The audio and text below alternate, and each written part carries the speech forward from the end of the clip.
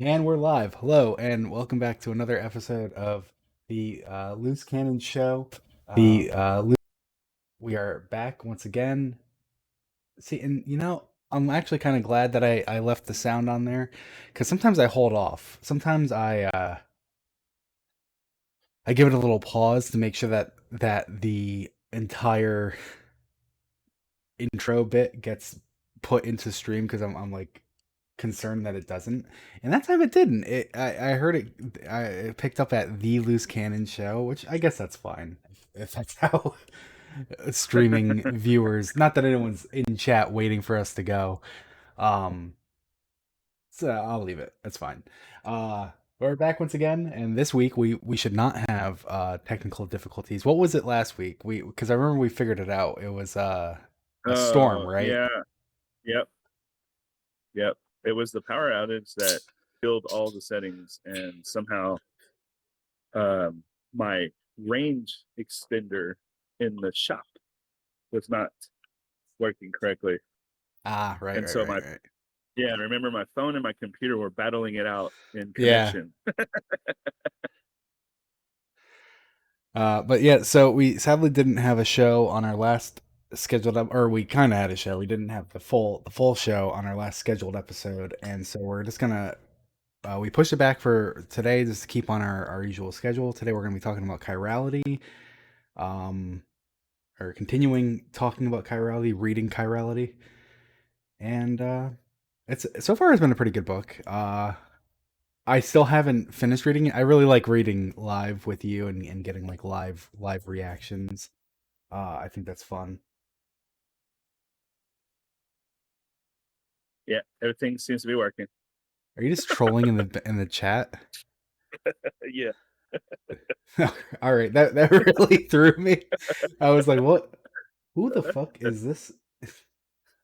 who's this All Rhino right, guy? yeah, no, I was like, because I I I really think I need glasses. I've been thinking I needed glasses for a long time now because there have been days where like I read comics like all day long, like on a day Oh off or yeah, something, and then my eyes get really strained, and then I can't see shit for the rest of the day yeah, after a point, and now I'm just kind of waking up with that fatigue in my eyes, and I'm like, oh yeah, no, I really need yeah. them It's now. just the damage has been done. Yeah. Yeah, I'm in the same So boat, man. And I have to wear progressive glasses. So I have nearsighted and they do farsighted glasses too. That's issues. cool. Yeah. But it sucks because the progressive glasses, they don't have the features that regular glasses can come with, like, hmm anti-scratch or whatever it's called. Oh yeah, I would need Yeah, that. so I have to be careful with them. And it sucks because in my job, what I do, I'm very physical and I have to hmm like work with my hands, and so I'm sweating and dropping my glasses hmm constantly, and grinding stuff, and things are just flying at my face constantly. Yeah, I actually have what is advertised as scratch resistant glasses. And so my job as well, safety glasses. And my job as well, uh, I have to wear them. And what I used to do is I'd put them in like I have a little front pocket of my smock, and it's an ESD smock. So if you don't know like what that is, it's not like a soft material, it's a very scratchy material, and I think it has like wires run through Yeah, it so that you become like a human yeah, Faraday cage. yeah, Um they advertise scratch resistant. You put it in that pocket, it just scratches right up. So I don't even put it in the pocket anymore. I put it yeah. into the like microfiber pouch. It still gets scratched up. I'm like, what is happening? Wow. There's no contact on these Well, lenses. Like, it's like my phone and my glasses, but if I put my phone in my pocket, like debris just ends yeah, up in my pocket. yeah, So I'll just wreck a phone from having it in my pocket. So I can't even leave my phone in my pocket or put my glasses in my pockets because, like pieces of metal or, abrasives, stuff like that will just end up in there. yeah, And oh man, don't get me started. Too late. yeah. I've All wrecked I've right. wrecked so much stuff. Now I have like one of those smartwatches, so I don't even. and it looks like a normal watch too. So I don't even, if somebody's calling me, I can like reply from it and not have to go look at my phone while I'm working. Yeah. It's kind of handy. Sorry, I got distracted there because I was just trying to retweet and say that we were live, and I unretweeted on my actual account. Twitter is being weird. Oh man, So something was up with it the other day. I don't know what was going on. It was like I got on and it was just everything was one sentence from all of these different accounts in my feed. that's And weird. then I had to yeah, and I had to restart the app and then all of a sudden everything was back. I was like, what the hell? Well, in any case, why don't we get on to the lore card this week? Yeah, yeah, let's do this. All right. So brought So to you from the Destiny Army Defined is our weekly lore card, and I hope that that little bout of roboting is not going to continue. yeah, that was the issue last time. It was like The second we got to the freaking lore effects card, it weren't just clicking. crashed. Yeah, I think that's I think that's the that's the biggest issue that we were having. Um okay, so we didn't do it last well, okay.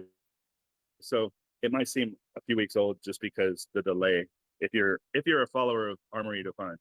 Uh if not, no big deal. Here it is. So this one was like three different items that you can get as a bundle, I think, still at the shop or something. Yeah, they sell them Um as a bundle, and then they also sell them for Bright Dust individually. They've done this thematic ghost ship sparrow thing for a few seasons now, or I guess they're not seasons anymore, for a while whatever they're now. called. And so like I like to cherry pick because sometimes I'm like, I only want that ship, so I just wait to see it for Bright Dust.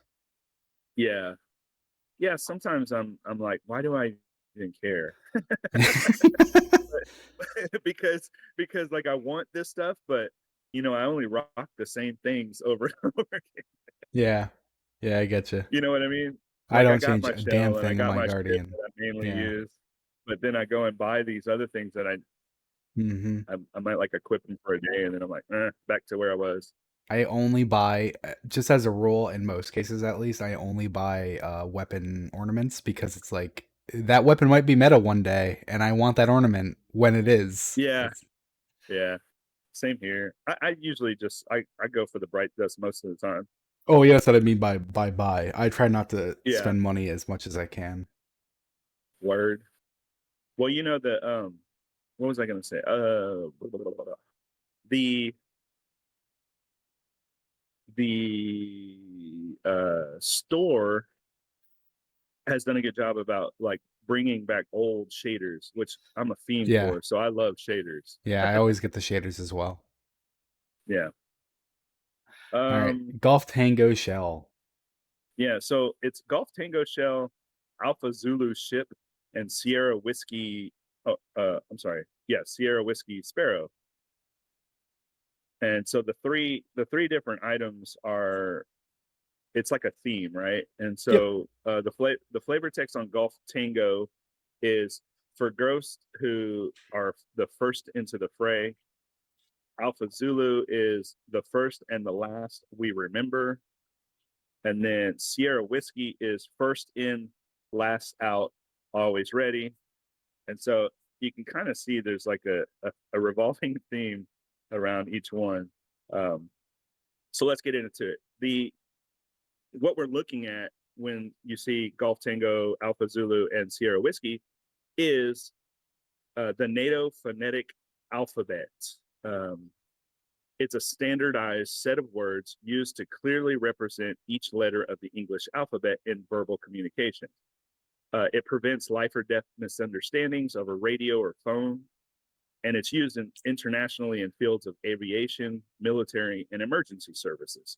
So you can kind of see why it's relevant to these particular items because they all fly in a way. Even the sparrow looks like a military ship that would fly, and then of course the ghost shell is a little helicopter, and then The actual ship looks like um, a military transport vehicle.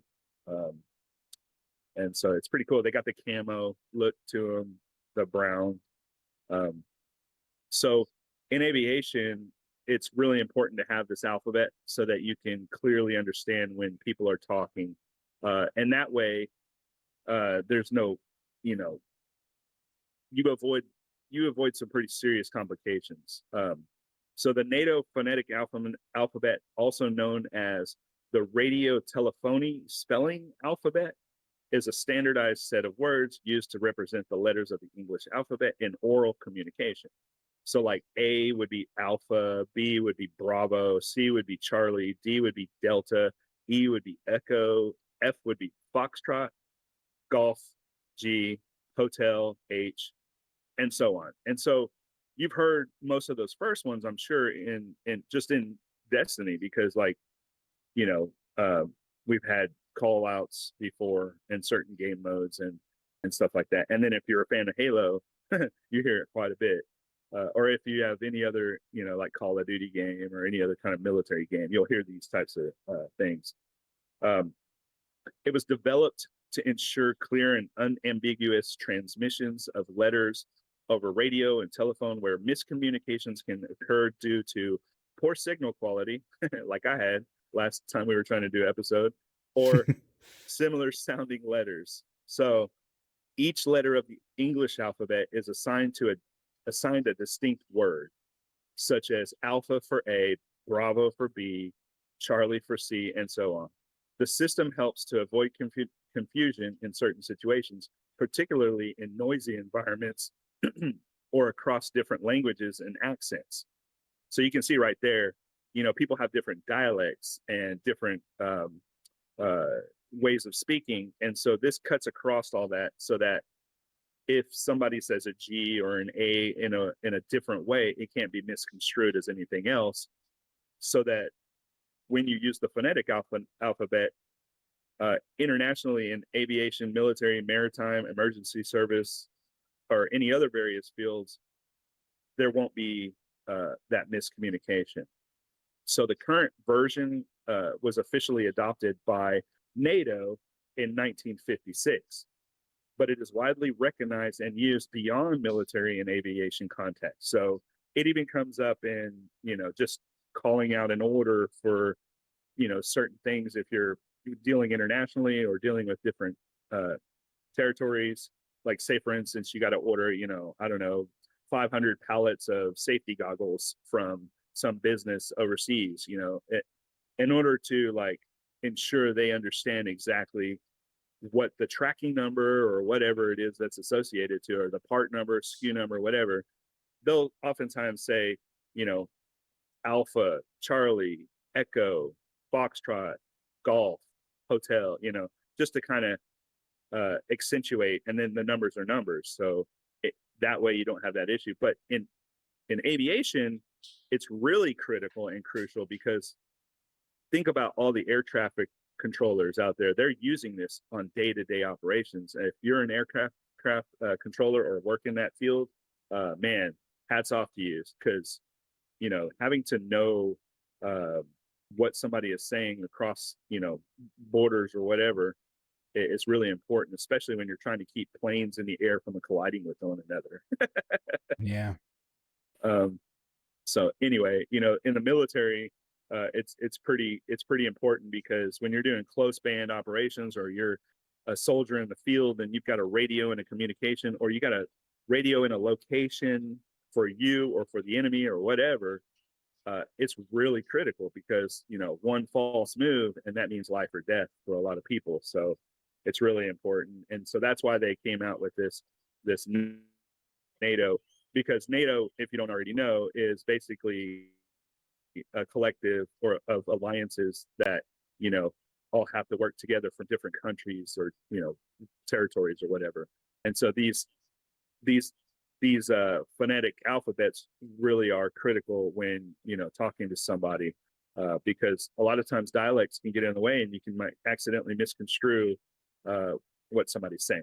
So that's the military theme for these items, obviously, and then you can see why they look and why they say what they say. So if you look at the ghost shell, Golf Tango, so literally GT shell, right? So that's the for ghosts who are first into the fray. It's basically picking two letters that are apart from each other that kind of designate in like military or aviation speak. It means like a location where it would be in, this is the first and then this is the last. It's really apparent in the Alpha Zulu ship because when the flavor text says the first and the last, it's literally the first letter of the alphabet, the last letter of the alphabet. Um, and then Sierra Whiskey is kind of the same thing. The letters are so far apart, first in, last out, but always ready. Um, so some of these things have become slang or in military speak between soldiers and between people of the military or in aviation. Uh, a lot of times they'll just, use it as a slang way of saying, Sierra Whiskey, niner, stuff like that. And it's kind of a way to like shorthand when you're talking to friends or whatnot. So that comes up So too. something I just noticed. I was wondering if they were trying to spell something, because you have GT, AZ, and SW, which doesn't spell anything. But what I did notice in trying to piece that out, the Golf Tango shell, the Ghost shell, GT Ghost. It's the first and last letter, and then Yep. Sierra Whiskey Sparrow. It's the first and last letter. Yep. But then the ship is Alpha Alpha Zulu. Zulu. And I'm like, all right, well, is that an accident or did they do those other two on purpose and then not want to do Sierra it, it, it Papa? it's it's probably because Alpha Zulu is the flavor text is literally A and G, Yeah, and then the other ones because then they couldn't repeat it, they just went with Ghost and Sparrow. yeah, Yeah, but that's a good thing to point out. Good catch. I like it. yeah, I mean, unless the ships are called something else that starts with an A and ends with a Z. yeah. Let's hope not. Yeah. One thing, because I took all these images from your thread. I always thought that M in Native phonetic was Mansi. Well, no, but that's just something that happened elsewhere. So that's another thing about these phonetic alphabets. Sorry, Alexa, turn on They the desk light.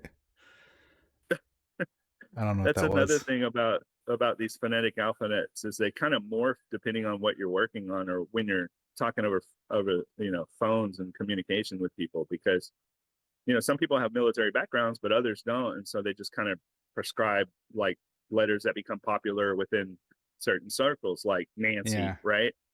Yeah, Yeah. because it was a thing at my old job where I was given the serial number on a part and they were like N or M and I was like M as in Mancy. Nancy, And, right. Yeah, that's funny because that's happened a lot to me too. Like when I'm ordering parts, they'll say, you know, Tom for T. They'll say yeah, names I hate of that like so people. much though. I do too. I do too. It's like Apple, Yeah, or they'll Carrot do like or C for Edward or cat, D for Frank. dog, P for Yeah, Paul. yeah. But that's only stuff you can do here locally in America, right? That doesn't work Yeah, across the globe. So this phonetic alphabet, this NATO version, is really to address all of that because you know in other countries they might not have Nancy's or Mike's or Frank's. They don't know that name. Especially like I mean, when you get into some of these weird ones, like anything that begins with an R, that's really hard, unless you're talking about Robert. So Romeo. Romeo is a little bit easier because when you say Romeo, there's no confusion as to what that word is Yeah. phonetically. I forgot who I was dealing with on the phone once, but I tried to just speak native phonetic thinking they would pick it up and they'd be like, whoa, whoa, whoa, whoa. P P as in Paul, and I'm like, sure. Like I was just Yeah, like Alpha 2, Bravo 4, just like yeah, saying it da da da da, and it broke their fucking brain. They were not ready for it. yeah. All right. Is that it? That's it. All right. I just want to make sure before I pulled that off. Um, yeah, sorry. What no one actually saw it, but because we had the images up, but if my camera was on, you would have noticed that the lights went out in my room. And the reason is we have a command that turns off all the lights instead of just the individual light. And my wife in the other room must have used that command without realizing it would turn off my light as well. That's hilarious. Uh, so sorry that Was I it had was a it like I was afraid it was going to be something like Bravo Frank for no, no. No. She just said good night, and so that's funny. yeah, I forget that because it turns off like everything. I think it turns off the TV too. Um, That would suck if it turned off your podcast. yeah, it turns off my fucking computer. Yeah. It Clap on cuts the all the clapper. power to the house. Yeah. Jeez. All right. So then this week we're gonna continue our reading of the new, previously new. It's been around for a while now. It's Uh, still new though because we haven't moved on in game to the it's next thing. So and it's new to me because I still haven't read yeah, it. that's funny. Lore book Chirality, and it's just kind of like a collection of stories, right? Yeah. Of Yeah. various things. Ikora talking about multiple entries about the faction symmetry. We had a lot of fun with that on our first Chirality episode. Excuse me. And then some things about the Elixni and their stories, excerpts from one of the many journals of Ido, scribe of House Light, and we're going to continue with another personal log of an Elixni. This time, Misrax. Yeah. So, Oh, and before we start, I just wanted to point out because last time we were trying to say it, and then we got interrupted by my poor internet. But there were obviously a lot of let goes at oh yeah, Bungie, and that was pretty sad. And there are a lot of amazing writers and yeah, obviously artists and people that worked on even this right here. So you yeah, know, I just want to take this second to kind of acknowledge that we see you guys, and we really hope that you guys find and land on your feet somewhere where your talents don't go unnoticed, because we noticed them, as yeah. lore That's why fanatics. we're here. We Yeah, we love it, and I hope for the future that we don't lose what we've gained, because what we have gained is just amazing quality writing. And I really hope that doesn't go away. Some of the people that still are at Bungie kind of reassured us, so I'm cautiously optimistic about the future. I know some of the people that we lost were really good, and man, it's kind of bad on them for letting them go. Yeah, it's really just it's always a bummer to hear things like that, and it always gives me like conflicted feelings where it's like my knee jerk reaction is like, well, fuck that company, but then it's like, am I punishing the people who aren't making the decision by doing that? And it's what's the right path as someone who can only the only way that I could affect anything is by buying or not buying the product. Exactly. Yeah. Which it's so hard to do. I mean, it's so hard to do in today's society. We as consumers, if we could collectively recognize that people have so much pull and weight and gravity when it comes to making change, um, it's just convincing people of that. Because unless it's like truly dire straits, or really an awful thing, it's hard to get people to unite and Mm-hmm. and make a change. Just historically, it's been that way forever. But like, especially today, because companies and entities that own companies are just so large, Mm-hmm. and it feels so insurmountable when you're one person. However, the biggest advantage we have as people is we have technology to use at our disposal, and we have communities. Like Destiny's community is voracious. So if we collectively decide to make a change, it almost most certainly will happen because it has. We've proven that in the past. Yeah. Well, let's continue and enjoy what we have, and hope that that isn't a sign that it won't be continuing for much longer, Right.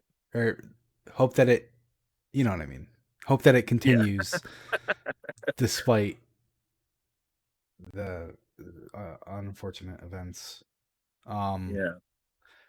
so our first entry here, coming back, is going to be the entry preservation. I'll read this one. For some Elixni, darkness is no material thing, no crashing wave or vicious force to struggle against. It is an impulse, an urge to do that which serves you best and discard all the rest. I recognize this well. It was an opinion I shared for much time. Humans, guardians, at the least, view the same darkness as something that can be fought in battle, handled as a weapon. The powers arisen from it would say they are wrong. They are not wrong either. I do not wish to call to the darkness in that manner, but of late I have come to know the feel of the things in it. I can no longer help it.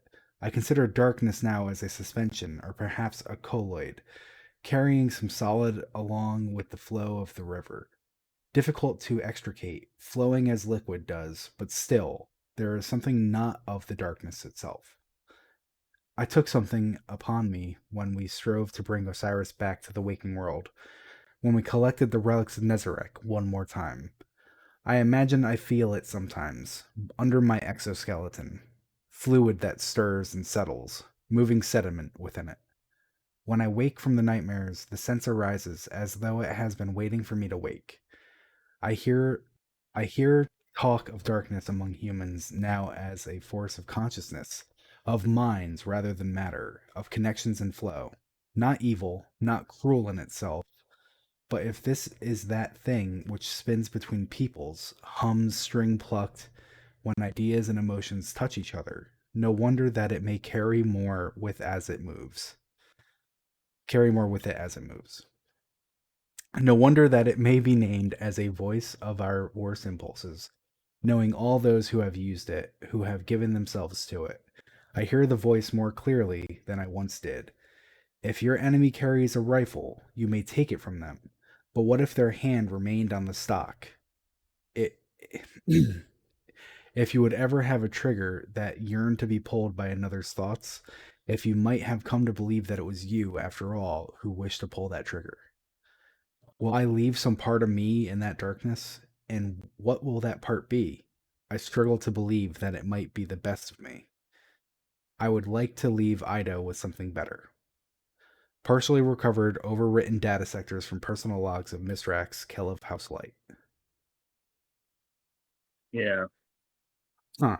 It's a good one. So the Yeah. whole theme of this Chirality lore book seems to be that people are coming to they're reconciling the fact that darkness and light stem from the same force, Yeah. as opposed to the old belief, you know, that they were opposing forces. And now that they've gone, now that we've destroyed the witness and the pale heart of the traveler and uncovering all these mysteries, we've realized that it's a delicate balance of dark and light that's working in unison, um, not opposing forces. Mm-hmm. And so it's pretty interesting to see how people each individual has to kind of reconcile those inner struggles that they're having with that knowledge now.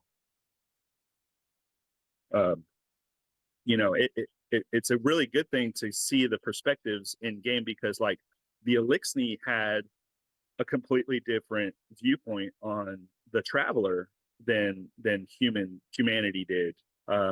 like they said early on, they viewed uh, the traveler in a lot of the ways that they view their servitors, not the way that we view the traveler as this one big entity, all saving type of uh, you know thing.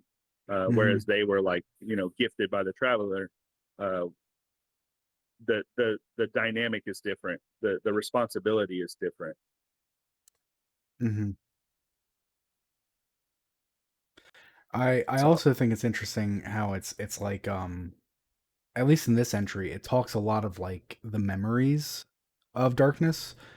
Um the memories that how do I phrase this?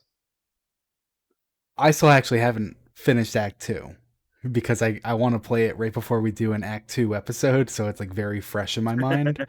yeah, But I've heard things said, so it's like kind of out of context where it's like uh the conductor is Maya Sundaresh, right? Or it's someone else as Maya Sundaresh in any case, where it's like if the darkness is memory and the light is form, and you give a piece of yourself to the darkness, you're giving that memory to the darkness, and that's kind of what Mithrax is worried about here. Will I leave some part of me in that darkness? And saying how it's like a thing floating in the river, hard to grasp and stuff. And it's like I think he's kind of coming to this like new understanding of what the darkness represents and what the darkness kind of takes from you. It takes yeah, from you as well. And I think it's a really interesting way to call attention to that, where that technically speaking, this could be like a huge fucking what's the word? Clue for the Revenant season, where it's like yeah, yeah, yeah, yeah, yeah, is it a yeah. Mithrax echo that's getting used by Fickrel? Like, what's going on? Right, right. That's scary. That's funny now that you bring it up, and that's a good callback because that's exactly what the darkness is tied to is memories, and Yeah. then the light is tied to forgetting and forgiveness, right? So, Well, it's um, it's thought and form, right? So it's not right, it's not thought and necessarily form. that the light is make. Although I guess the light does make you forget, doesn't it? Yeah, it does. Or, So the light makes you forget, and it does the thing that is most unexpected, which is forgiveness, and grace. Right. That's what we learned in the get over uh, yourself. The no, most I know unexpected personally. thing is forgiveness Well, and grace. Jesus yeah, but Christ. but that was the dynamic between the gardener and the winnower, right? No, Is no, that you're absolutely you're in right. order You're to right. Yeah, it's just yeah funny when it's said in words like that. That was something, man. yeah that's funny.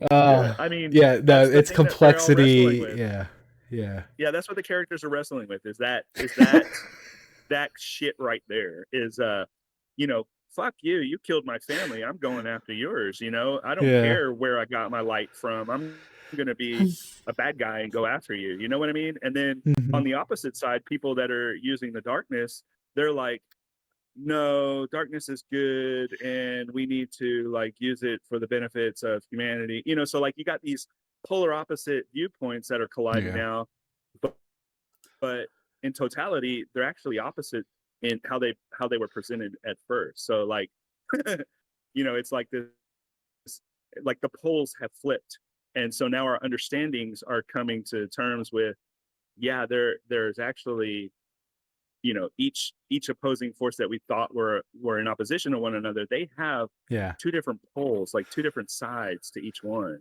and they're of the same source. yeah. So I I think the drifter wonder. was the perfect. I think the drifter was the perfect character in game to kind of show us at first. Hey, let's let's ease into this because you guys aren't going to want to swallow the fact that you the darkness is necessary at Hmm. first. And so that Well, yeah, yeah. I shady guess I character, guess that weaselly guy, is the perfect. Yeah, if you ignore Ulan Tan saying it outright, and then you consider as a player your first encounter with someone who's like okay with the darkness being the drifter, and he's exactly like you said, this weaselly guy that's being like, hey, yeah, the darkness Yeah, isn't as bad as you're thinking, you know. You're kind of like, yeah, what? No, it's and gotta be right. pun intended, you know, with the stasis stuff, it was kind of an icebreaker, right? Mm-hmm. uh To get us into it. one last thing before we move on to the next entry, though. I wonder if it's not so much that light is forgetting as much as it is in form. It's kind of like in it, light without darkness, form without thought is a clean slate. You know, if so, Right, if right. guardians are recreated entirely exclusively in light, they don't have memory, they don't have that thought, they're a clean slate guardian, where technically speaking, I wonder, maybe in the future, maybe we'll see like another new batch, or not another new batch of ghosts, because the hive ghosts have always been ghosts. They just realized that they prefer hive at some point. I wonder if we will see a new batch of ghosts that harness both light and dark, so that it's not form without thought, it's form and thought. And then you can actually have people like a man, Jesus Christ, I feel like I'm getting her name wrong. Is it Amanda Holiday? Yeah, Okay, like so then you can actually yeah, that's right. have Amanda Holiday be risen as Amanda Holiday.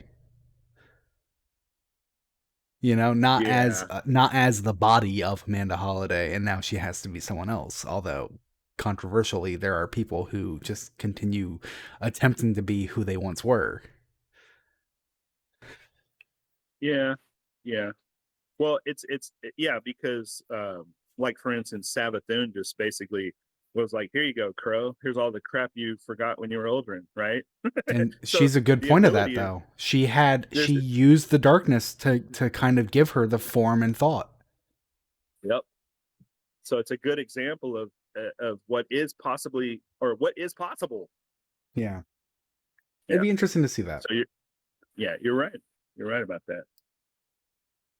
Would you like to read the Uh, next entry, "Old Friend Beloved"? yeah, yeah. Old friend beloved. Yeah, it's funny how the titles of these are like a little clue, also, because if you're tapped into the lore, you can like certain people and certain lines, phrases that are together like that. You know exactly what they're from. Um, so here we go. Here is a soft, sorrowful book. Read it well. Once more for understanding. The oceans of the translucent waves reflect the surface. Dip your hand and it comes up trailing liquid clear as glass. Dive deep and the weight of it mounts upon itself, exponential and inescapable. And in those depths is pressure and darkness. And all of that it becomes stripped down to simply that which is essential to survive. An elegant thing. You may see why we love the deep and what of the sky, the delicate arc of the firmament, the color of the ocean reflecting back at itself, soar high enough and far enough, dodge enough bait stars, enough membranous predators floating lightly on the wind, and there, too, is darkness. What may survive in that empty space between stars? Only that which has clawed its way up. The sky should have reached harder if it wanted us. Now I am abundant with light. It fills the empty hollow where my worm once burrowed. The trifling matter of restoration of memory has made little difference. My nature is coded into my morph, from the chitin of my throat's thorax, sorry, to the scales of my wings. If the sky and the deep were so different, should not rebirth from darkness to light have made of me something sweet and gentle? Don't bother to answer. We both already know, or we both know already. Well, I mean, who So, knows what she would have been if she didn't immediately go and get all her hateful memories. yeah, exactly. Obviously, this is Yeah, Savathun narrating, for anyone who didn't gather that. And that's kind of what I mean. Like it's kind of like a nature versus nurture thing, except in this case, she immediately nurtured herself back to who she was. Yeah. Not letting nature ever exist. Yeah. Well, you can see like from that line right there. I love that one line where um it it's just kind of like it's kind of like what is it like? If you wanted me to be good, then you would have tried harder. You know, it's Yeah, kind of like an it's emo thing weird. to say, right? I am bad because you didn't come save me hard enough or something. Yeah, and you know, it gives something I really like about the century is it kind of, I feel like it's been a while since they've really illustrated that the hive's existence is heavily predicated on the circumstance of where they were and how Yeah. they were Yeah. taught to identify these things. And like this is such a great way to do it because it's like the ocean's a fundament, translucent waves reflect the surface, dip your hand, it comes up, dive deep, weight mounts upon itself, blah, blah, blah, talking about how great the deep is and how you dive deep. So they're on the fundament, which is a gas giant, and they Yep. dive through the layers of the gas giant under into more and more pressure and darkness. And that is the deep, which is what they consider the darkness. Excuse me, and they look at the sky and they consider that the light, that is the traveler, that is the light, the sky. And it's like, okay, so what of the sky? Delicate arc of the firmament, color, ocean, back itself, soar high, far enough, dodge, blah blah blah. And then what do you find? Up, there's darkness up there too. And it's like, whoa, whoa, whoa, whoa. Yeah. No, no, that's Yeah. space. That's not Yeah. That's darkness. space. But because Yeah. they were like in this like perfect setting, they could be so deeply indoctrinated with this like philosophy, this like very religious uh way of looking at light and dark, and looking at how dark is superior to light and how light Yeah. failed them where dark accepted them. Yeah. And it's perspective, right? Because in their original proto hive form, they were very much fragile, lived short lives, Yeah. and I love it. Like anytime the lore mentions bait stars, I'm like giddy inside because the bait stars are really cool sounding. Like they have these tentacles that reach down and basically their name implies bait you into Mhm. being lulled into this like all sense of feeling great, and then all of a sudden you're sucked up into the and consumed by it, right? So like they're predators, they consume things, but it's almost like the fish that lives way down deep in the ocean that has the little light antenna hanging off the front of it, the anglerfish, and then here comes the prey that thinks the light is some food, and then they're consumed by the actual animal holding it. So it's almost like it's very like similar to the ocean in a way, and how they Yeah. describe the fundament. And so that's why a lot of the lore are revolving around the hive, and weapons and items all have these themes that are very ocean sounding, or like from things in the sea, like even even the weapon that's tied to Oryx, which is called the Navigator. He was known as the first navigator. Mhm. The skin on the weapon, it looks like a killer whale. It was like formed in like this imagery that conjures up ocean life, right? And so it's just neat how there are so many like visual cues and uh you know writings in the lore that kind of give you this like idea so that you can somewhat understand their pre-existence, or what they were before, and why they are the way they are. It's because, just like they're saying here, and just like you pointed out, they lived in a space in between two different darknesses, the deep and then the sky, which they perceived as dark, and then their existence was basically Mhm. blessed upon by the light. And so in order to survive, they had to dive down deep and make a bargain, with the Leviathan, which later on was explained. But yeah, so I don't know. I just wish I wish we could actually see a bait star. Thank you for saying that because I had something I wanted to say, and then listening to you, I forgot it because you sent my mind in other directions, but then you brought it back to Bait Star. Have you seen the movie Nope? I have not yet. Watch it. That's what a bait But star I already is. know all the spoilers. Yeah. Oh, really? Okay. That in my mind, like that's like what a bait star is. Okay, cool. Yeah, really good movie for anyone who hasn't watched it. Don't say anything more than that. I might have already said too much, to be honest. Yeah. But very good movie. All three of those movies. Get Out, Us. Is it Us? Yeah, Us, And then Nope. Get Out, and Yeah, yeah, they're I all watched. made by I what's his name. Yeah, I watched them all this year, like back to back to back. And did you watch any of them? Yeah, I've seen Get Out Yeah, and Us. yeah. I thought Get Out was okay. I thought Us was good, and I thought Nope was the best. I Okay. think I didn't Okay, like Get cool. Out I as much because definitely it need was to see it spoiled. then. Oh, see, it wasn't spoiled for me. I saw that like Yeah. the day it came out. Yeah, like I knew everything that was gonna happen in that movie except for like the very, very end. And it's like, Yeah. yeah, that was the movie I heard about. Yeah, so like, I didn't really. I, Oh, the moment wasn't there it's for the me. memes. It's the damn memes in the internet, man. Yeah, yeah. It's like if you Whereas, haven't seen Deadpool and Wolverine, it doesn't matter at this point because you've already seen it online.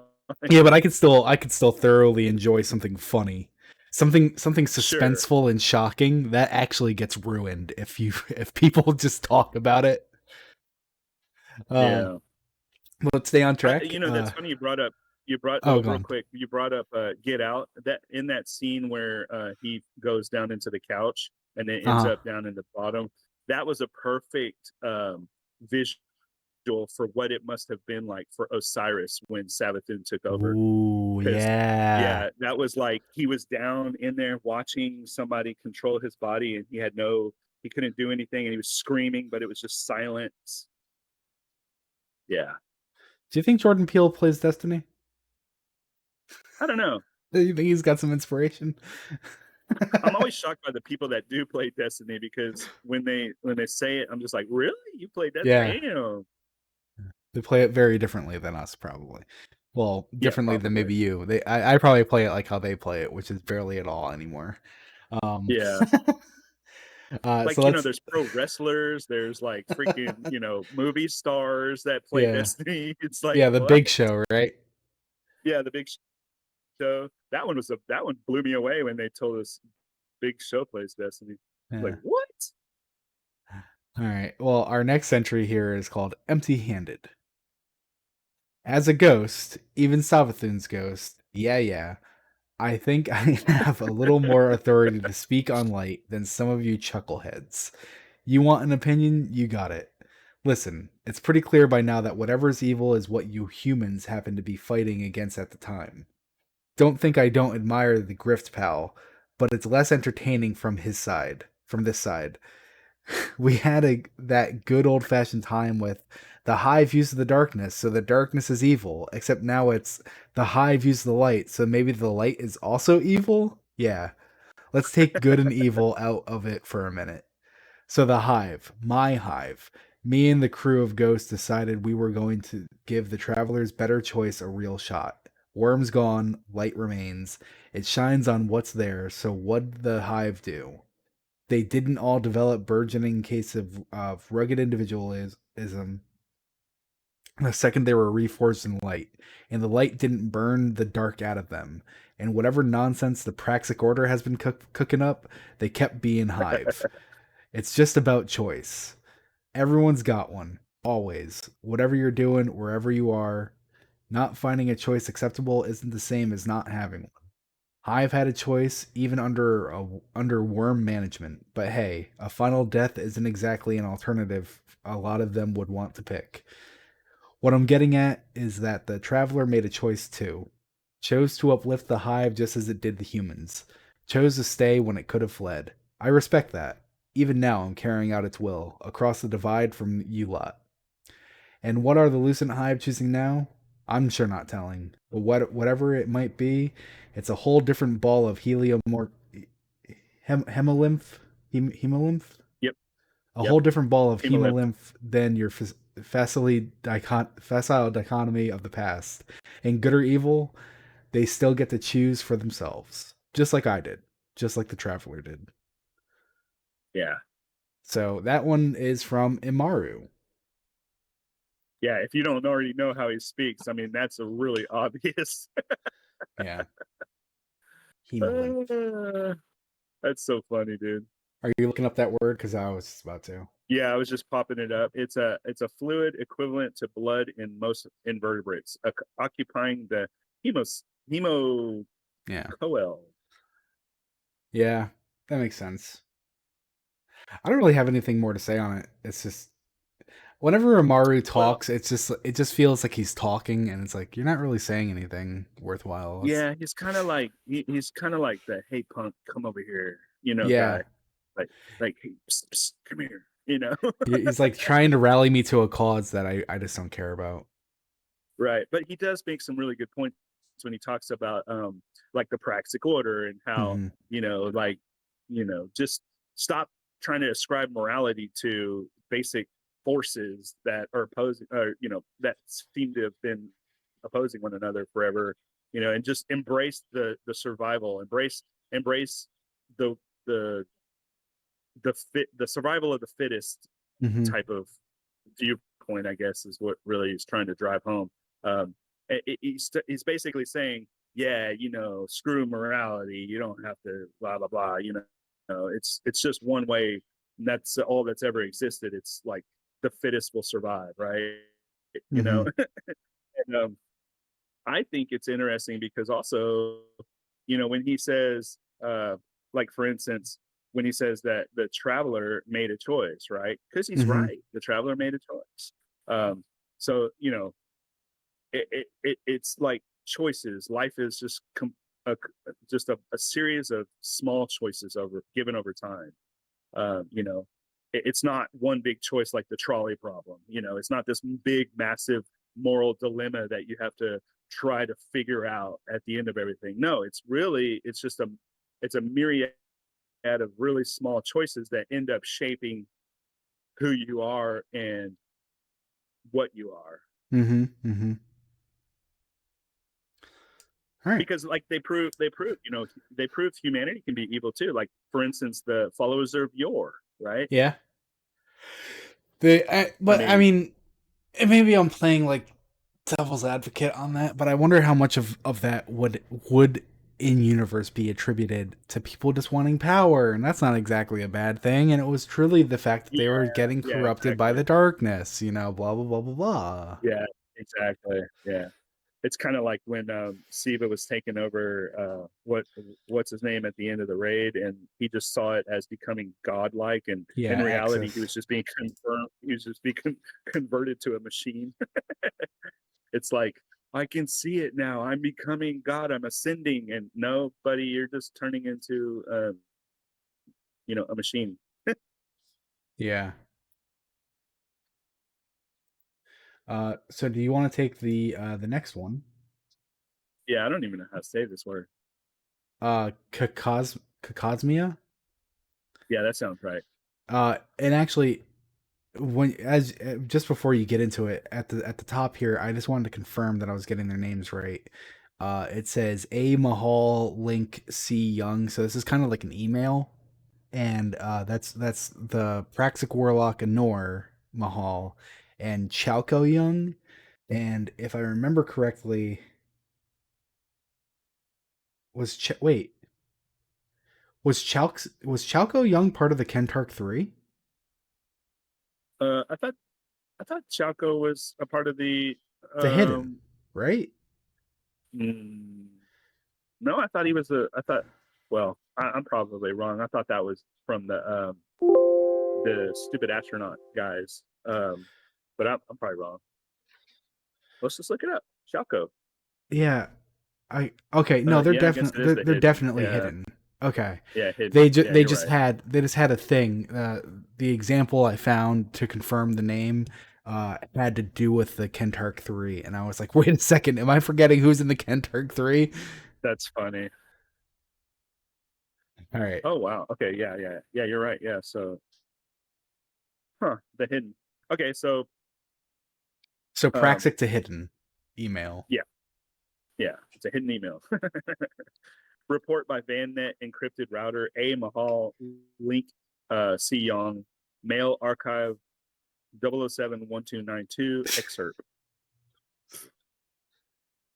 Um, where there is smoke, there is fire, they say. The sign of a thing does not come to pass without the thing that made it. Footsteps require a being walking to be made. So then, why the recent move toward acceptance of darkness as morally neutral force? Are we to expect to believe that the collapse, that all our battles against the hive and their darkness have been nothing more than an elaborate false flag operation? How is that none of the enemies of humanity have, until now, come to us wielding light? It is not impossible. There, I've said it, though it leaves a bad taste in my mouth to do so. While I sincerely doubt any genuine conspiracy, I will concede that it is technically possible that nearly every enemy of the humanity has, has simply happened to take to hand the cosmic force that opposes the traveler, the one force which has used to end the golden age and decimate humanity. Savathun, known for deception and trickery, are we so certain that she was given the light? Truly? And even if that's true, that the darkness itself, as safe as the light, that our greatest enemy had only taken it as a cloak, should we truly encourage guardians to reach for it? A force of consciousness with the witnesses or with the witness lingering within? From where I stand, nothing seems riskier. I have never thought that we needed to understand the darkness to defeat it. Doing so has brought more questions of and uncertainty in a time where clarity of purpose is required. Have we all forgotten the reason Osiris was banished? In obsession with the Vex, he spoke freely of morality, decreeing the concepts of good and evil as foolishness. He spoke of an unwillingness to choose darkness above whatever fate the Vex might bring. At the time, it was thought so dangerous a viewpoint that he was sent away from the city, and his return has only brought more doubt. I will still fight the darkness. That is paramount importance. Perhaps, if there can be peace, the creed that can revisit the if there can be peace, the creed can be revisited to prioritize the defeat of humanity's enemies. That time is not now. God, she sucks. Yeah, really. No So joke, dude. so then what she's saying up here at the top, are we expected to believe that the collapse that all our battles against the hive and their darkness have been nothing more than elaborate false flag? Oh, wait, sorry, wrong paragraph. Um, While I sincerely doubt any genuine conspiracy, I will concede that it is technically possible that nearly every enemy of humanity has simply happened to take hand in the cosmic force that opposes the traveler, the one force which was used to end the golden age and decimate humanity. So basically Right, saying all the enemy, just like way back in like early D1, the armies of darkness, the enemies of darkness, how they used to be called. This is like very Praxic Warlock ideology where it's like, nope, they're using darkness, and it's like actually the fallen are using technology that was granted to them by the traveler. So it's kind of like using the light. It's not harnessing the light like a guardian, but we're the first that's ever right. done that. And it's like, nope, it's the darkness. It's like, I mean, it isn't fucking Praxic Warlocks. Yeah. Yeah. It's so funny. It's kind of like you know what this is a good example of? It's like the friend that when you present all the facts that proves they're wrong, they still Yeah. hang on and die by their words and try to find anything they can to pick apart what you're telling them to say, well, that doesn't truly explain it all. So, Yeah. it must not be real. You know what I mean? Like you're trying really hard to convince somebody of something and then they're still like just to the core, just going to believe whatever they want to believe regardless. Yeah. It's sad when that happens too. She's Yeah. she's like asking us to prove like a non-existence. It's like prove to me that the darkness that the fallen didn't use the darkness. And it's like Yeah. It's I like found a it's like fallen that well, used it once, so that they were yeah. taking relics of Nezarec, so all of the fallen were using darkness the whole time. Yeah. Yeah, No, they exactly. Exactly. ugh, It's like awful the awful flat person. earthers. Yeah. You know, the brother-in-law I told you about on our last episode, off episode, he's a flat earther. Oh, really? Yeah, my wife got Dang. into a fight with him about it, and he Damn. she presented a lot of evidence, and he got really quiet, and it was like Damn. you could tell he was like, wait a second, just like kind of processing. Like he's a Yeah, good in a guy. couple It's just months he'll come he's back not like, very bright.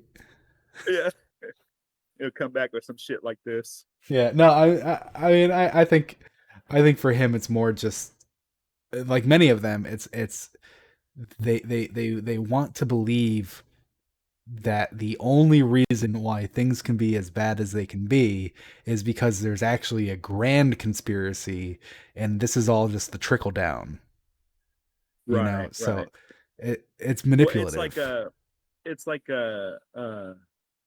what's his name? Joe Rogan Yeah, and his podcast. So I watched his comedy special, and look, I think I still think he's a tool. He's yeah. always been a tool, Anybody and can be funny sometimes. yeah, yeah, and he can be funny sometimes, but I genuinely am entertained by some of the crap he does and his stand up, right? So I watched his Yeah, stand up special, and I know what I'm going into, and I know that yeah, like he's probably going to trigger me a couple of times, but I, as I do with everybody in the world, regardless of like what you may believe, I give grace and the opportunity for people to admit when they're wrong or change their minds or grow as individuals, right? And yeah. so Grace and what I forgiveness. okay, well, you know what I mean. Like so for instance, in his podcast or in his podcast, he said a lot of damaging shit over the years. Yeah, Um, but but in his comedy special, he was like, "Dude, I don't know why anybody's listening to me. I'm a fucking idiot," you know. yeah, So yeah. there It's goes therein lies the rub, right? You're like sometimes a little bit of knowledge or when you're convinced of something is so destructive. But at the end yeah, of the day, like you got to consider the source when you're listening to people, and you can't blame idiots for doing idiotic things. You yeah, just got to be like, I hope they grow. I hope they, become smarter or evolve past this point of their existence. You know what I mean? Because they, in deep down inside, a lot of people are good. Like we all like get to know your neighbors. You'll find out hmm that they're actually good people, even if they, don't cut their yeah. lawn the way you feel like they should. You know what I mean? So No, that's evil. anyway, yeah, They're using the that's the darkness. darkness. That's the Yeah, darkness right there. you planted St. Augustine grass. That's the darkness. All right. Well, we got two more, so let's read this next one. Our next Yep, entry is the collective, or not the collective. Our next entry is collective, which is very yep. interesting that it's called collective because I'm seeing this first line from the writings of Ulan Tan recovered after his death. I hate when they start with an ellipse. They do that a lot in lore entries, and it drives me nuts. They Um, do. Well, sometimes they're like trying because like they're saying sometimes like they don't want excerpt. you to know. Yeah. Yeah, they don't want you to know who it is until the very end. But sometimes if you don't know who it is at the beginning, you're going to be lost. But I mean, I know that it's Ulan Tan. It's writings of Ulan Tan, but the fact that it's an excerpt, it makes me wonder. It's like, okay, well, what did he say before this? Because I might Yeah, need to know exactly. that. Like a quote Uh, taken out of context. yeah, exactly. And so Yeah, this is the entry from the writings of Ulan Tan recovered after his death. Ellipse. It is because light and darkness are connected that great sacrifice was required of the traveler. That which was once in balance was no longer, and to equal darkness with its light would take more than had ever been given before. So the traveler created ghosts. Ghosts created guardians. And afterward, the traveler became quiet, dead, some thought, or dreaming. When a human being commits an act of great cost, we know this as injury, as muscles torn and broken and bones broken. It requires rest frequently. It requires intervention to heal. As simple as helping a helping hand from another to lean on, or as complex as deep surgery. The constant theme that it cannot be done alone. Even to rest safely in quiet requires another to take over the matters of life that cannot be put off, which do not pause themselves simply for the fact that being asked kindly, simply for the fact of being asked kindly. So the traveler strove greatly and then became still. How do we become that is anything but injured? How do we believe that it is anything but injured? The speaker tells us the traveler is not dead, and I believe this. It is sleeping, resting from its great deed, the sacrifice made for us to create us. There is a debt thus owed. If we understand that light is connected to itself, that the light in Guardians is the same light as that in their ghosts, which in turn is the same light as the travelers, then the answer is clear. That those possessed by the traveler's light defended and upraised it, stand in the best and in fact only possible position to pay back the debt. Who else could even hope to do so? I argue that our duty is to try, even the act of defending the traveler so it may heal some measure of action. But if there is more than can be done, then we who it has defended owe it to the traveler to do so. Remember that in light or in darkness. It's Yeah. probably one of the You know, more that's tolerated straight. ideals of Y- Ulantan. Yeah. So Ulan 10, like this whole paragraph is just like repeating stuff that we've seen like time and time again. But if you're if you're new to the lore, or if you want a summary that kind of explains Ulan 10, this is a good one to read. Um, but this is stuff like we've heard ad nauseum at this point, or I have Yeah. anyway, because I'm an Oolong Time fan. Yeah. So when he said, and he says stuff like, you basically we're paying back a debt to the traveler because it saved us or blessed us with this type of paracausality or whatever. Anyway, that's really the summary of Oolong Ten. Is that Hmm. his position was you know considered heretical, and he was basically um, I don't know, It's demonized for it's it or whatever. it's scary to think like which came first, like the people in power who were kicking out Ulantan and Osiris I get, but kicking Yeah, out people like Ulantan, or the Praxic order. Like, was the Praxic order in charge, or were people in charge and they were like slowly losing that power, and then the Praxic order like surged to be like, I no, no, no, we I have to keep it. I believe in the latter, like you just Yeah, made it. I mean, because it seems that way. Like every great empire has these things to wrestle. yeah. And like I said, Osiris I get, because you have a guy who, and I mean, especially when you look in like the comics and shit, where he's like speaking in riddles, because he's like, if I say it clearly, no one understands. Like, no one understands your Yeah, riddles either, buddy. I don't know what the yeah, hell you're fucking thinking. so good. But his whole like morality is questionable and stuff, and it's like, yeah, you're right, it is. You don't need to be shouting that at people though. And it's like, I would Right. absolutely use the darkness to defeat the Vex. It's like, that's chill. You're a Yeah. vanguard. You don't need to be telling people on the street your fucking plans. Like Right. that Right. that's fine. You want to go explore it. The vanguard should have oversight, but they should have faith in its leaders to like Exactly. go explore these things. But if he's out in the streets just shouting that, like, I Yeah. get it. It's like, get him the fuck out of here. Yeah. Exactly. Yeah. You hit the nail on the head. He was dangerous. I get it. But Ulantan, it's just like, and I get there's like some scary things that he was saying, like the traveler can't exist without the dark, or the light can't exist without the dark. Don't be afraid of the dark, things like that. It's like, Yeah. Yeah. whatever. That's scary, but it's not like horrible. But to say Right. the guardians are responsible for paying back the debt that the traveler uh paid in sacrificing itself to save us. It's like, yeah, you know what? You're fucking right, buddy.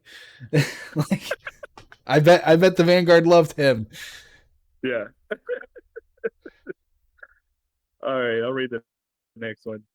Yeah. uh, Bird in the hand. Ah, what do you think that means?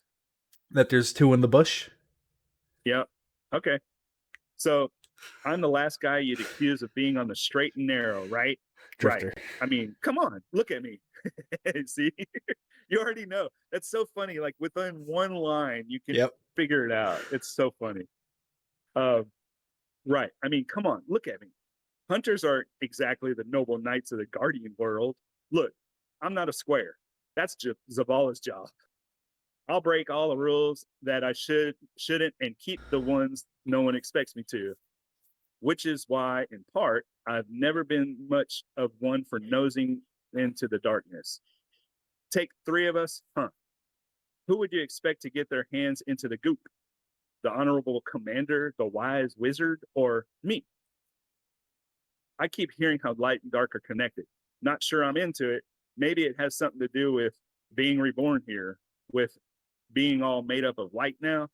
Maybe not. I like the light. Simple as that. I know what to do with it. I got 100 years rolling around this solar system with fire in my gun and light in my heart. And let's face it, how can you live with yourself if you can't be lighthearted? I'm rusty. That was awful. Is his attempt at a funny joke, like a bad pun or whatever. Wait, Anyway, wait, wait. uh, Okay.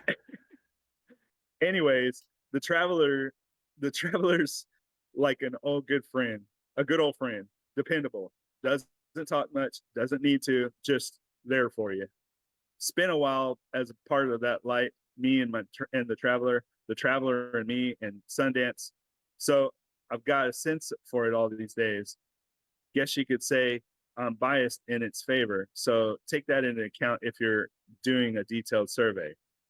But darkness, I hardly know it apart from the witness. What is it? Doesn't have a friendly hand at the helm. Seems to me more like a crowd of folks whispering while you fight for your life. The audience or the mob. Could you go your way if you impress them? If the mood flows the right way, might not lift a finger for you. Wouldn't want to depend on them either way. This isn't faith. It isn't dogma. It isn't me sitting down with an agenda telling people just to believe in the traveler and everything will work out just fine. But it's what works for me. Rules or no rules. It's what I've lived. It's what I've touched. And a little helping of thinking about what my girl Sundance might say. I think about her now out here, nothing but the light in me to guide the way. I'm a ghost of what I once was, pun intended. Thank you very much. But light is light. It still sings just differently. I'll work it out, even if there's a great big hole where she should be. But enough about me. Look, trust what you want. I'm not your dad. Just make sure that trust is well paced. Paid six. Yeah. So you must have misheard me because I thought it was Drifter at the start. Oh, I'm sorry. Yeah. So at the beginning, I was calling out hunters, right? Yeah. How they speak. Yeah. Because I'm not the last guy you'd assume well, straight and narrow, and I'm like Drifter. Yeah. It's Yeah. like right Oh, off the okay. bat, Yeah. I like didn't this is hear that. Drifter's turn. And then when it Yeah. said hunters I thought ain't you were exactly making a noble correlation. knights. Yeah, when it said Yeah. I hunters thought you aren't were making. exactly noble knights, I was like, well, I mean, I know a lot of people think Drifter's a hunter, but he kind of doesn't observe the class ideologies, so we don't really Yeah. know what He's a he rogue. does. He's a rogue. Yeah. Yeah. No, he has a totally different viewpoint because he doesn't see the light as a Yeah, he gift, doesn't like with the his own light. ghost. Yeah. Yeah. And obviously the mention of Sundance and everything else that makes it very clearly this is Cade speaking. Yeah. All right.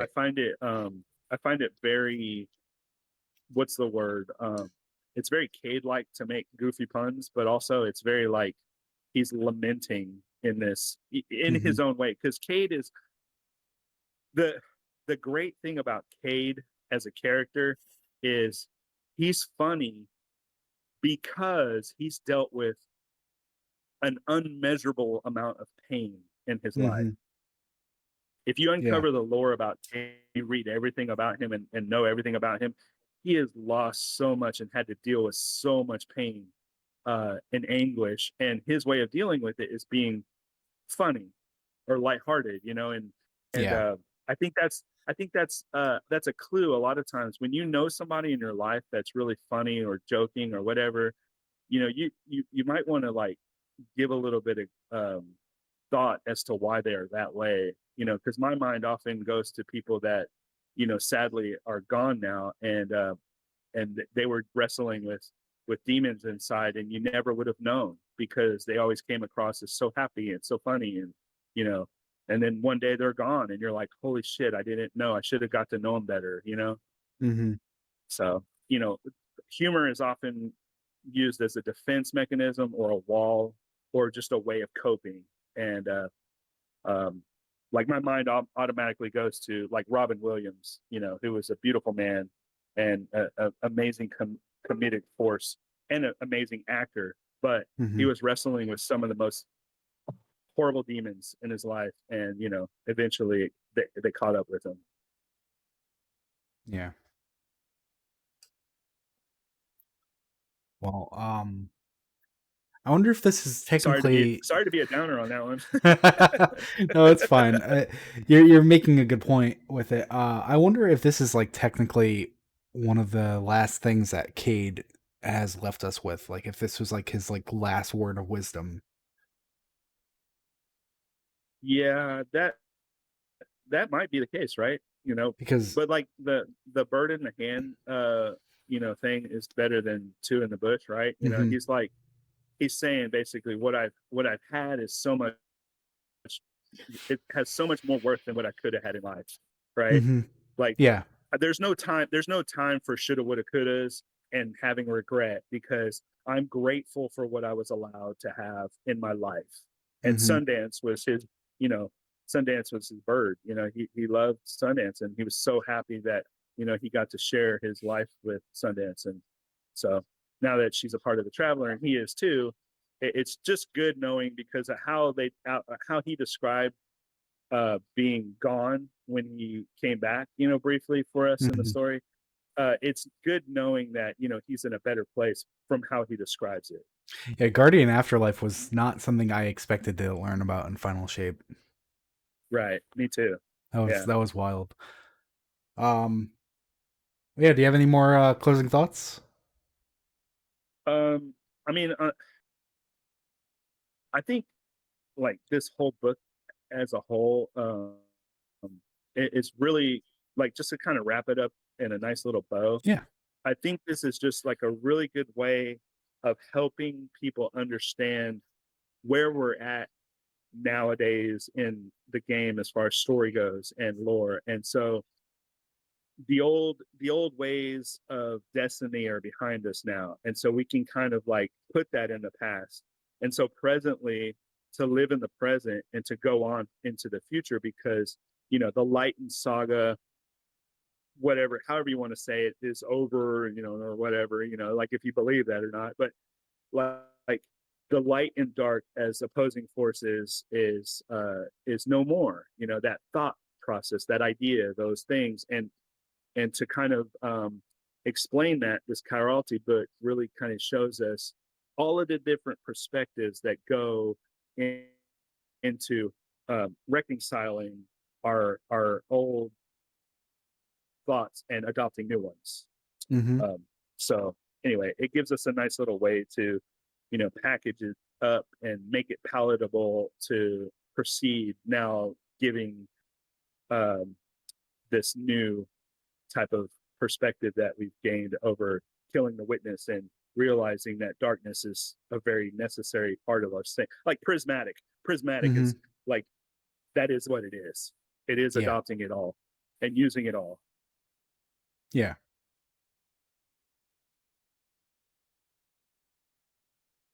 I still use the hell out of prismatic, by the way. I don't switch Yeah, I mean, anymore. in most of the cases, I don't think I would either. I know I was having such a blast with it, especially unfortunately now before the nerf. Like I was having fun with it on the punch build, and then I was having even more fun with it on what ended up being like very close to like the meta build that came out just before the big nerf. And I'm like, oh Yeah, shit, man, I was fucking on it, man. Holy shit, look at that! Like yeah, that is very rare for me. Usually I look at the meta builds and I'm like, I can't even make the meta build work. Like that's how bad I yeah. am. I The fact that can't. I I can't had the either. meta Like build.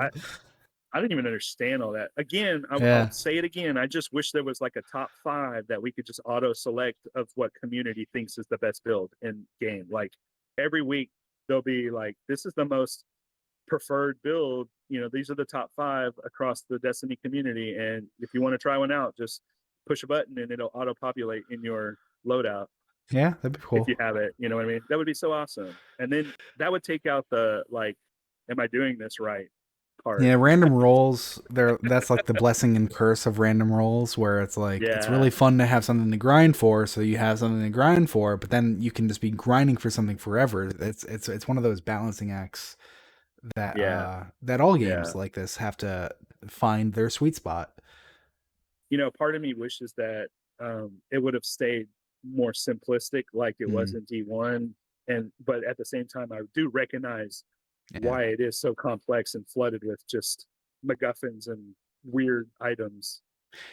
I don't think it would have longevity if it stayed that way. I think you need to have Yeah, exactly. some randomness, some way to modify and make it your own and It find. wouldn't have. And that's why I was able to make that build because I was like, fuck Yeah, what you guys are doing. I want to do my own thing and like put this here and put this here and find something that's good enough but heavy on the fun. Good enough that I'm not like a hindrance to my team, but I'm having a lot right, of fun with what I'm doing. And it's right. harder to do that with scripted roles instead of random roles. If they had kept, so I often think back like what it would have been like. So if they had kept it like it was, Destiny would have ended up being a game that people played until they were done, and then they would have played other things, and then came Yep. back when the new thing came. Instead of this game that we've become stale, like it's become stale, right? But Yeah. instead of what it is now, where we're keeping people playing constantly, right? Yeah. Um, so that's You know, that's really like the wrestle. the regret I have, I never did macro farming on the chests, but I did do the farm strategy where the first location you get to the final boss of the whatever the event was called. That way there's fewer enemy spawns. It's like only in the boss center are the enemies spawning, so you just have a nice easy time circling the map picking up chests. I Oh yeah, yeah, yeah. I had 15 or 16 exotic class item drops. Not a single one was a duplicate. Dang. Isn't that nuts? It got to the Yeah, point it is where nuts. I was like, man, this is great. And they're like, what do you mean it's great? And I was like, it's like on a dropout system, isn't it? So like you get one, you won't see it again. And they're like, no, my clans are like, no, it's not. And then I stopped telling them what was happening because I didn't want them to be mad at me. I was like, oh shit. But it's long past that now, so I'll Yeah, happily say that now. Like the we're in luck too of deep. those odds. Yeah, actually, let me because there's a website. There's the catch 'em all on ngram.blue. They have the catch 'em all section, and I did get a double drop. I think they have a marker for double drops, but it was one, two, Oh, hey, three, that's four, cool. 5, 6, 7, 8, 9, 10, 11, 12, 13, 14, 15, with one of them being a duplicated drop. That's A funny. Phidian. But yeah, that was really neat. That this website, whoever makes Ngram Blue, that's pretty cool of them to add the checklist for your exotic class items. Yeah. Anyway, that's gonna be it for us this week. This episode was a blast. I'm happy to be back. I'm happy that you had a little bit of like robot intersections, but you it wasn't like you were gone. So we could Okay, work with good. that. That's fine. Sorry to everybody listening to this for my poor internet connection. uh so September 1st will be our next episode. September 1st. Wow. No, that works for me. Okay, I wasn't sure if I had something going on then. I don't. Um we're gonna have to talk about it on a later episode. We're gonna have to reschedule. September 1st will be our next episode. Same time, 9:15 a.m. Same place. Twitch.tv/Loose Canon Show. And we're gonna do Act 2. You wanna do Act 2? Yep. All right, we're gonna do episode 1 Echoes Act 2 show. So come hang out with us, and we're gonna talk about Maya Sundaresh, who's actually not Maya Sundaresh, from what I'm fucking hearing. It's a They copy of couldn't a just. copy of a copy of a copy of a copy of a copy of a copy of a copy. And actually, do you have a second, really quick, about that? Like, it's interesting to me that Osiris is like, from where I am, like Saint being upset about it. It's like I get why Saint's upset about it, But Osiris, he literally just had a similar scenario happen with Osiris, where Yeah, like yeah, how sure is is Osiris that he is himself, that he is not still in yeah, some yeah, capacity being influenced by Savathun. And it's like the second Saint gets exposed to this idea that you're not the real Saint, it's like, oh, just completely disrupt. And I get it, it is a traumatic thing, but it's just like you couldn't just be happy to be where you were, you know. yeah, It's like you need to find that acceptance. yeah. It was just something I was Hope thinking you find about. peace. Yeah, good luck, Saint. You need Bye. bye everybody.